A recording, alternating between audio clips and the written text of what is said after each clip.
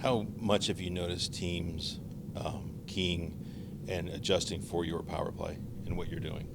Well, I know, and that's where I thought Lars and the guys made a really good adjustment the other night and using the top half of the ice.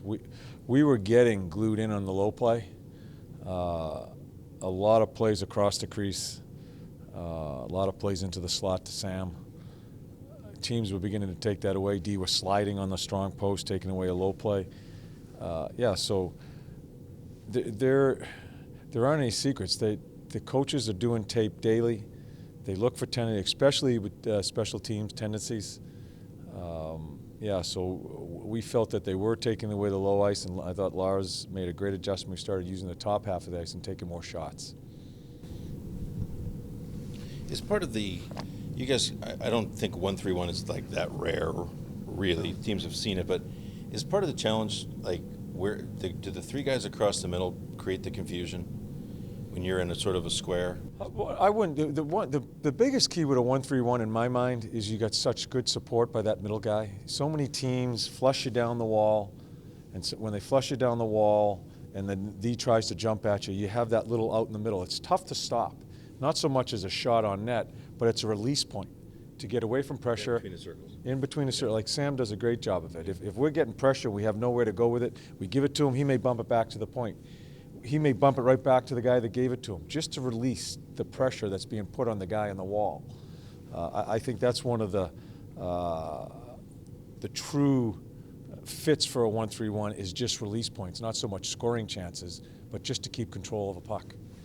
And that's really hard to defend in a classic square. Well, it's hard to defend the guy in the middle because it has to be the weak side forward who's always on his back.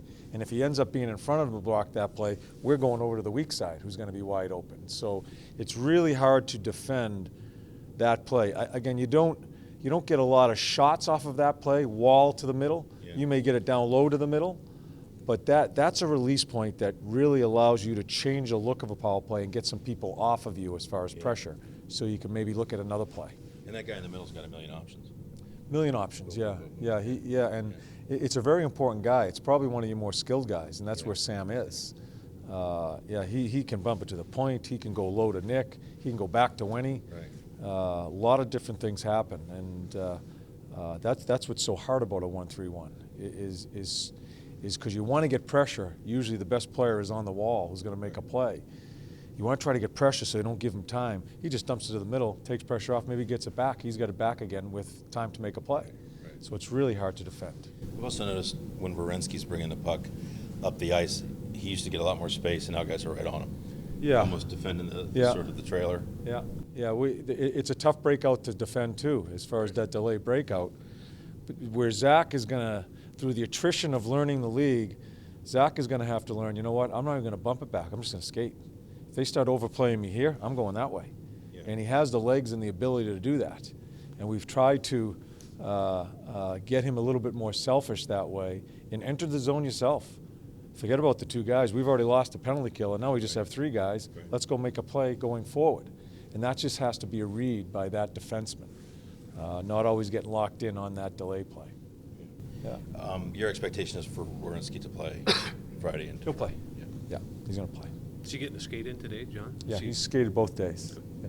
He called in for what our workout was yesterday off ice. Yeah. That's what this kid's about. Yeah. Is he called our strength coach in the morning, asked him what our workout is, and I'm sure he wanted to try to simulate what was going on. Yeah.